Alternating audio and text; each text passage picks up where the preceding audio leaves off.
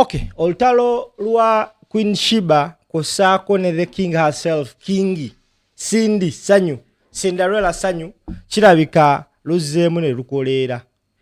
Normally entalo zino by the way kino ngenda kigamba.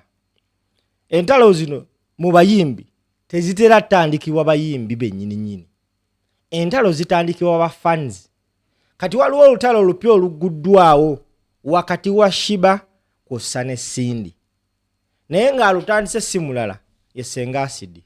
Saagala kumwogerera, njagala nawe weewulirireko okakase kiki nti ekijja kyokya. Tambuza video. Industry industry singing alone is not enough. Ndiwo kutegeeza enemy wo cannot sing naye yet say industry kubanga ayiya banange Cindy okisusiza anti Senga Cindy yagenda yingiza obufumbo neefula abano ninze music kati ali awo mukwano focusinga ku kintu eki either omukira oba music otherwise omuntu gwoliko ya understanding assignment by the way n'amanya ebizibu bye n'abikolako.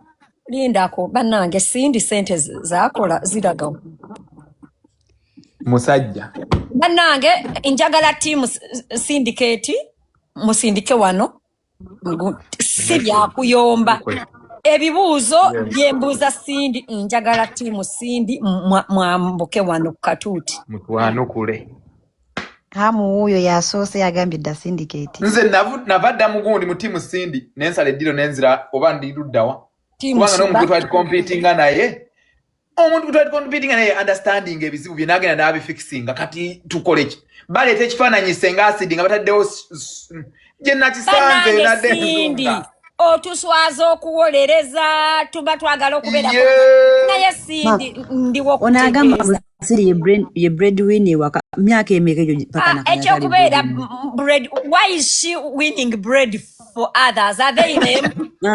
mama ku myaka gyonna abala tebeekolerera ndiwo kutegeeza era ne Sheebah ye breadwinner alabirira omwana we alabirira bbaawe alabirira maama we alabirira basindike baani abo bawololo ate nekidala. Why is she the breadwinner? Why is she winning bread for other people?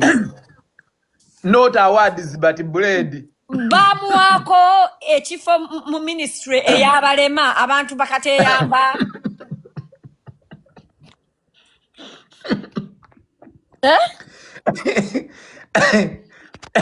When DJ Flake tapping alive. When you Flake DJ tapping alive, see a nyoko kubo olugalo.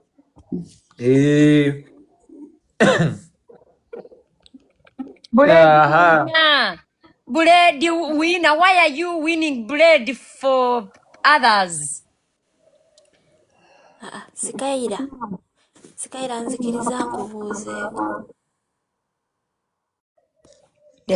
Otamidde. Kamukuleetere mubuuze.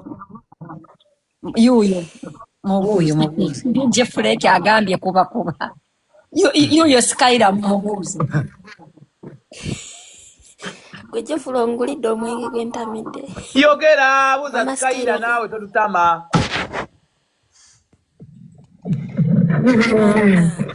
Ogambye yagala Sikaira bamukuleetedde ate bamukuleetedde otandise okuyimaayima kiki olunduze. Nze nyimire gwe gwafaanana bw'atyo. Linga n'amaaso. Ate nzo nyimirako ngambye kuyimira ku Sikaira gw'obadde onoonya. Nkijjeeko agambye gwe Sikaira nina kyenkubuuza ombuuza ngaani. ayambuza n'okamukanya Sikaira ataliiko bannange yenzaabuuza sente za Cindy ziragawa ezo ezitasobola wadde okumugulira ebizigo ebimunyiriza. Azizinamu bakazi mwambaza engoye ezimunyumira aziwa gundi omega sibamu enviiri aziwa omega Cindy va mu amasabo ngamalawo sente. Omuntu gwokompitinga naye mukwano alina omwana yakaweza omwaka meaning esente ze zikyaliwo naye gwe iye bakuzina kifiiriza buli mwaka ozaala musajjawo mu kifo ky'okukolera azannya kandolindoli. Bamuli amalobba yasasula. Namulabye ne mbunga agamba tiimu Masaka mwebale nga simulirangako nga yebaza ba tiimu syndicate. Ali kwebaza balekanidde bantu futusoja be Masaka. Nga tumuwulirangako ng'agamba bannange ba syndicate mwebale kuwagira Sindi.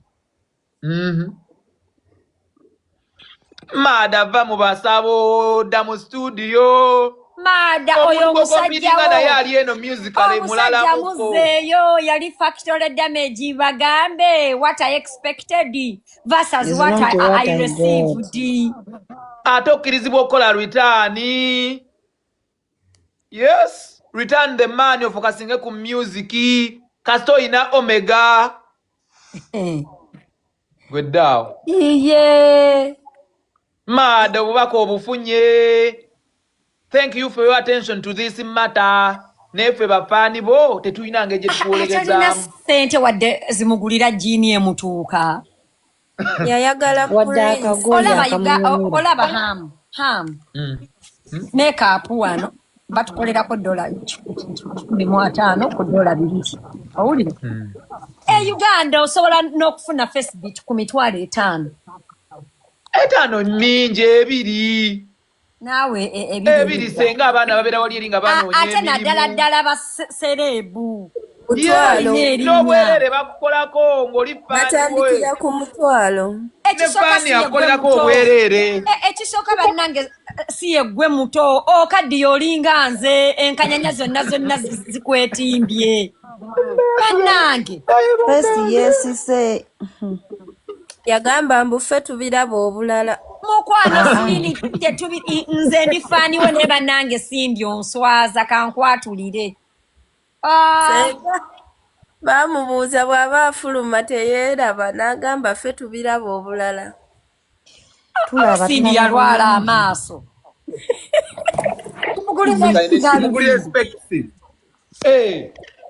omwami wa mulimba Senga. Yafumbirwa omusajja omulugwala abo babeera ku natural beauty balinga bazungu. Omulugwala teyeyisaako wadde kazigo akwata wali gwante jukira balunda ente neyeyisaako yena afuluma tebakola makeup wadde. Bebamubuuza onyumye agamba Sindi tukuwadde ultimatum bw'otakyusamu guno omwaka ogutandise tugenda kukuwa suspension mu kuyimba. Ekisooka takyafulumya nnyimba wano yafulumya wano oguyimba ogutanyuma mbu leave my man Monica leave my man. Monica leave my man n'okuyimba tokyayimba ate bannange nabagaana okutujjanga mu ssente. Stop reselling goods that you once sold. What will be that one? You wanna only lover. No man, you want better. No color launch, no color album, no performing. You got its money. You're still getting money out of it ku YouTube. Please. Chikuyi okolota katusho mbuno tuyimbira. Mwana yo chatwabiwulira dda. Mukwano tugenda kukuwa omukazi wano yabadde labayo omukazi yabadde yakazaala hamu last year atuwadde ennyimba nnya mu myezi 2 kugambye oli muka akuba ku mutwe gwe lusinda leera ogenda kukola ebintu 2. Ekisooka ndiwo kutegeeza you cannot compete where you don't compare. Aliwo agambye mwize tuluna magwata. Owulira gwe Kisindi you cannot compete where you don't compare. Ekisooka omukazi wano yali nga tanabawadde kukala n'agenda mu studio. Because she knows her purpose. Inti aliwo tuyimbira tusanyusa. She understood the assignment. What you Cindy? Era ana mwana yo myaka gyobote nga akyali nambeerera. Kati nkadiyenze nanze na nse tuse. Okyali ku ana mwana ayo kyawa. eyali ayokya yakuchawa omu Italy yimbayo luyimba lwa mulugwala ayimbire ku Prince bino wamanga bisatu bwe nayasama boomupate omanyi ebbanga emyaka gyerina gwe kisindi tweyogera bintu bya kisindi gwe kisinda leera Senga yali akyaliko embuzi nali kyaliko embuzi gwe kisinda leera nga ne covid tannaba kujja ekisooka ogenda kukwata eryo erinnya erya sindaleera olyejjeko ekisooka tewali namagwatala gwe bayita sindaleera. That name does not suit you. baba princess nga balina enviiri ennungi nga bonna nga balabika eryo erinnya lyejjeeko genda weyite atimango oba anyakamaleke atimango Sanyu yes atimango lyejjeeko ekyokubiri ekyokubiri sindaleero tugenda kukwanga omwaka gumu gwokka bwe guti kasita tofulumya nnyimba nnya mu mwaka gumu tugenda kukuwa suspension mu industry. aliwo yakomentinga nenda kutuka fiksi bannange syndicate naye sindi okisussa bannange okisussa sindi bannange wano mwagala but it's too much. Senga ngabe twakola Juliana yatwetaka ebyekisiro ebyo yeebuzaabuza yeekola Juliana twakwerabira twamuvumula wano n'atuyimbirayo akayimba yongezo mulekerawo ebyo ebintu bw'obeera nga you are known for being an artist you have to be you have to utilize to be creative. namusanze eyo ali mukola challenge mugundiza modo byalimu kati Juliana Juliana ali ku TikTok akola challenge mugundi mu voice za modo music yes imagine can you imagine yaka video bana kayesindikidde mulindeeko Senga agenda kabalaga ekirala sindi leka ninde hamu ajje sindi bw'obeera nga tosobola kwate mulinki nkomewo leka tulinde hamu gwe sindi bw'obeera nga tosobola kukompitinga na mutindo owulira nga oyagala toyagala kwekuba makeup toyagala kulabikako nga bakompitita banno oliawo wenna fine oli mukulu si yegwe mukulu wekka owulidde ne bashiba nabo bakulu naye tebalina nsanyusa okulaba mu maaso owulidde weesiige ebizigo if not kakati making sure face yo emakinga n'obwo obutundu bw'engoye bw'oyambala ng'ogenda ku stage tandika okugiranga mu magomesi oba emishanana ne makeup ayika Senga ne makeup amwekuba tumugambako mutuvuma buvumi. Give me one reason why bakuita Sindi Sanyu owa buluthiringa nga wekuba makeup atulukuka Senga ka video nkakuwadde balage Juliana waabwe yali abayimbira katujali Juliana bali Uganda is moved on nga wekola ebintu ebyekisiru ndi princess choose